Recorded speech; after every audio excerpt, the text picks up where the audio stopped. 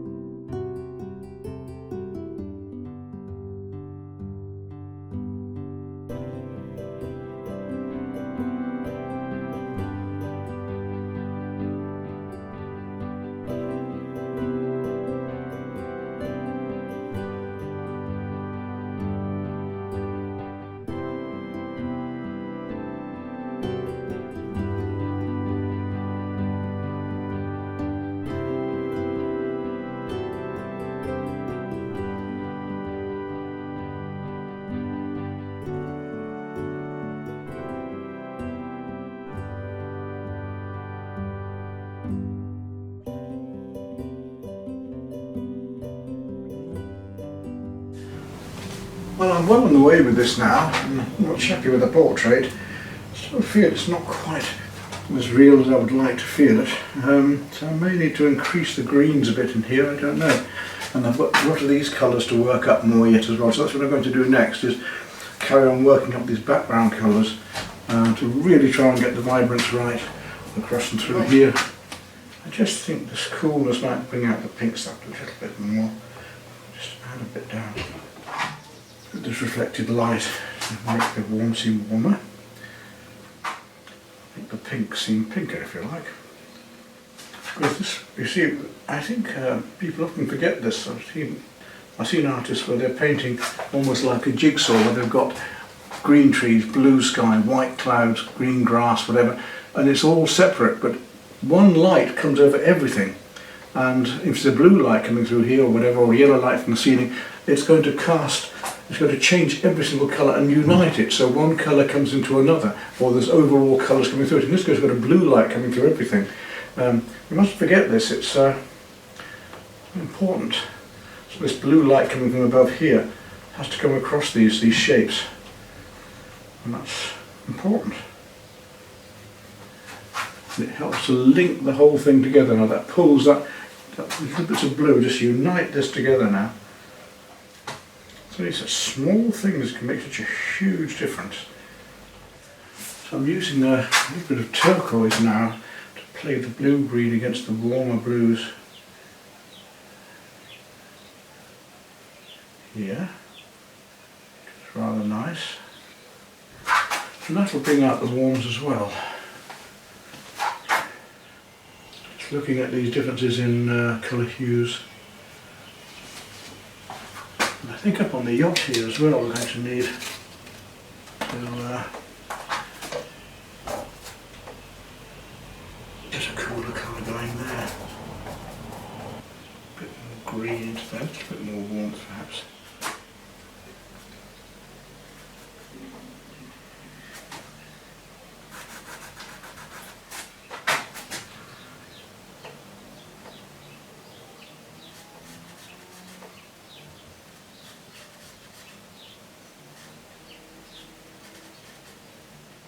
Important to play these different colour hues, that every single colour has a warm and a cool version. Say for instance yellow, lemon yellow would be cooler than chrome yellow or cadmium yellow, which would be much warmer. Try and find these glazes onto this of the lights reflecting. Using the edge of a flat brush so I can get these fine lines without having to use a rigger at the moment. Suddenly we can bring the thing to life, because even these few little colours I'm putting on now make such a difference. They're pure colours and they're warmer or cooler than the other colours around them, which enables us to enhance by using the opposites. I've just got to play these opposites and warm and cools against each other at the moment. Slightly softer, warmer peach here as compared to the other yellows. Almost ready to come in with the smaller brushes now and really start to get some final details going.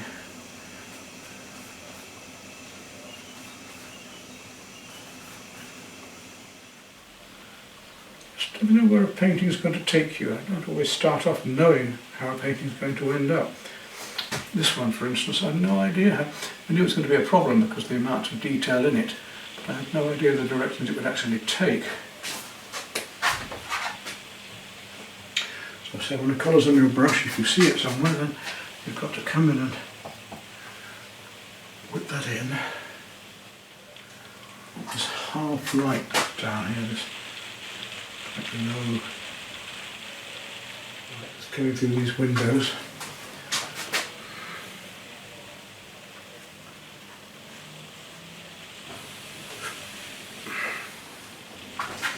And little bits of reflected light are beautiful to work with.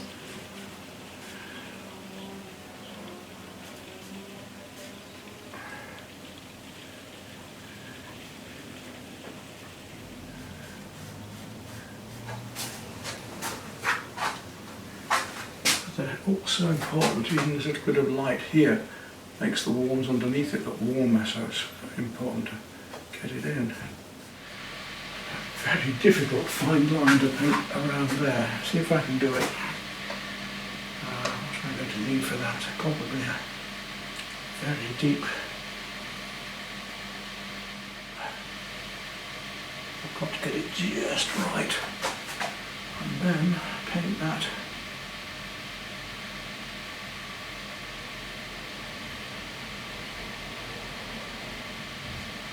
All the way.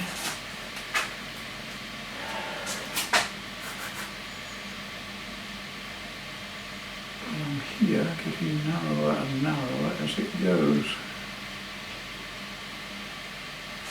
Like that.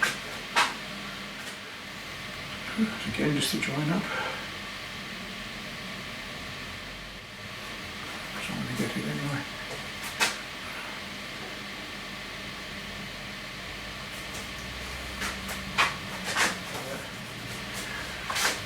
That'd be perfect. Something like that, I'm afraid, stands out like a sore thumb otherwise. Let's see if I can get that in. There we are, that's better. A little bit heavier here. This end, as it goes out. Nice warm rigger. That's rather subject of rigger. Coming down through here in places. Oops. Wasn't a very good one, was it?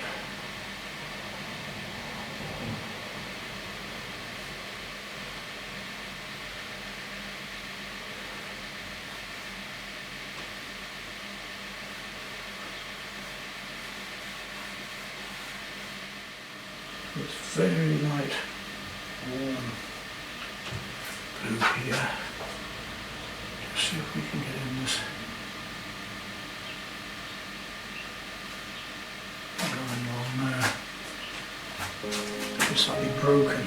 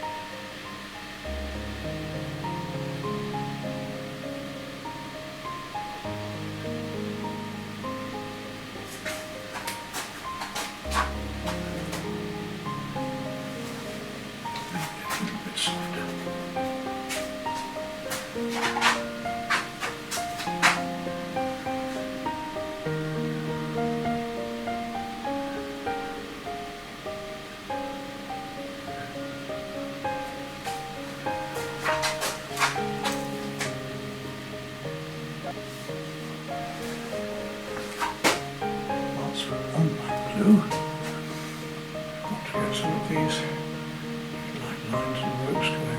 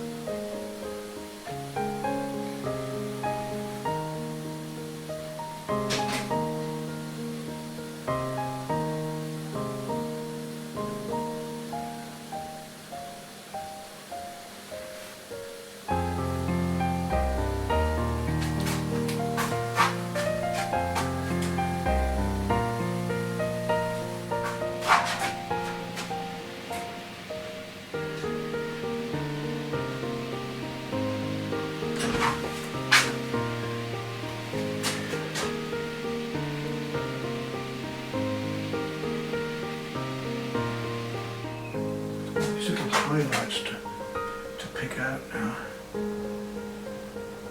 Which are warms and which are cools.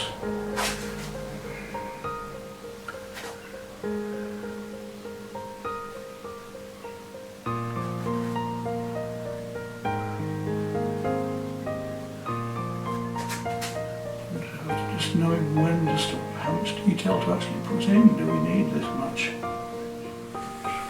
Also got to think, what do you actually need it? You're not asking are these lines even necessary, but I like to think so in this case. So put more in. I'm just working in more colours into the background now, because if we want to go back on a painting, if we've missed something, we can always push those colours a bit more or whatever.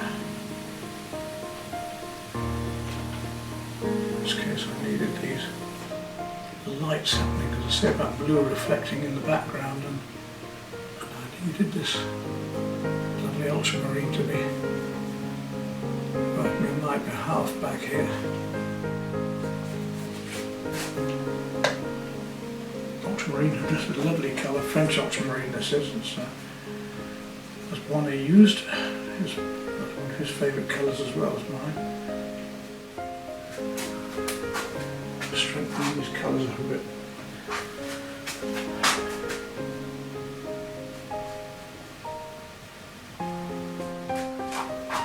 Pull everything together with the blue light. We're nearly there now. Well on the way with this. Let's go back and put some of the dark finer details in. Just about right there.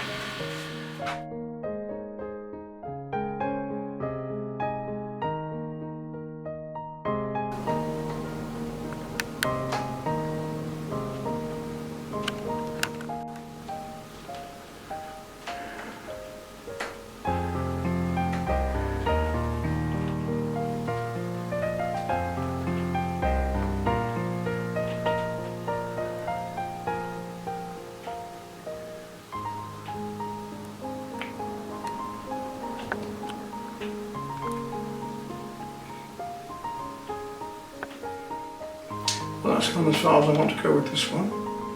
Enough detail. Sometimes paintings just take you the wrong direction. You can't always be sure what we want to finish up.